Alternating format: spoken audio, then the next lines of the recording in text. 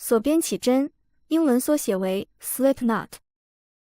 首先将线的一端在小拇指上绕一圈，接着向上绕于食指和中指之间，线尾垂于掌心的一方，用大拇指和中指捏住线的一端，右手拿针，大拇指和食指捏住钩针，中指轻轻附在针上，将钩针放于线的下方，逆时针向右旋转一圈，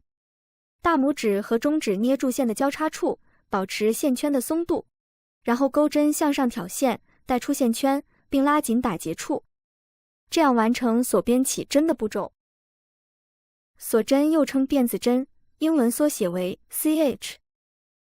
锁边起针完成之后，紧接着需要钩织辫子针，钩针向上挑线，勾出线圈，完成第一个辫子针。再来演示一遍，钩针向上挑线，带出线圈。每一个辫子针是由3根线组成，包括正面 V 字形的2根线，以及背面凸起的1根线，这里称作里山。这3根线，挑任何1根或者2根，都可以进行后续的钩织。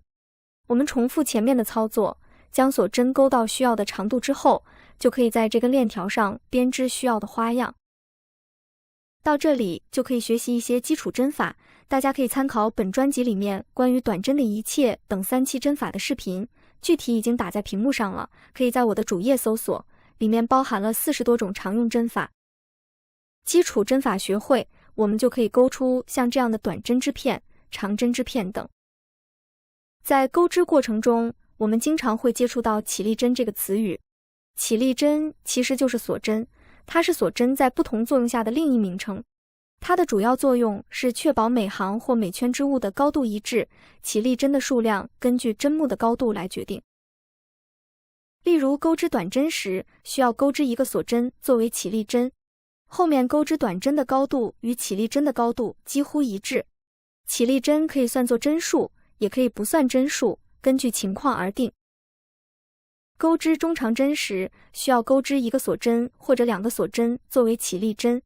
一个锁针的起立针不算针数，2个锁针的起立针算作1针。钩织长针时，需要钩织2个锁针或者3个锁针作为起立针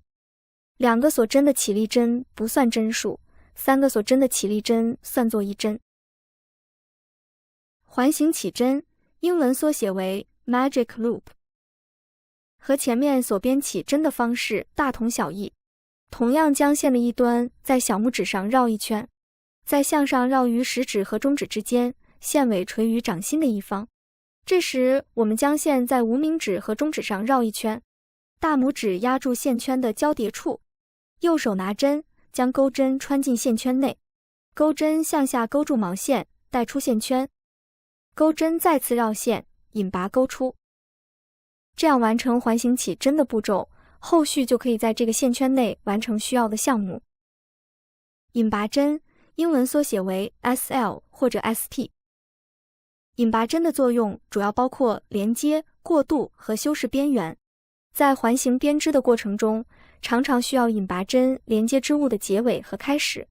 将钩针穿过针目，钩针向上挑线，一次性将线带出，完成一个引拔针。引拔针的过渡以及修饰边缘可以提高织物的美观度和完整性。另外，引拔针也可以像短针一样单独使用，钩织出属于自己特色的织片。本专辑里目前有5期钩针入门的视频，大家可以反复观看并多加练习，熟能生巧是最好的神技。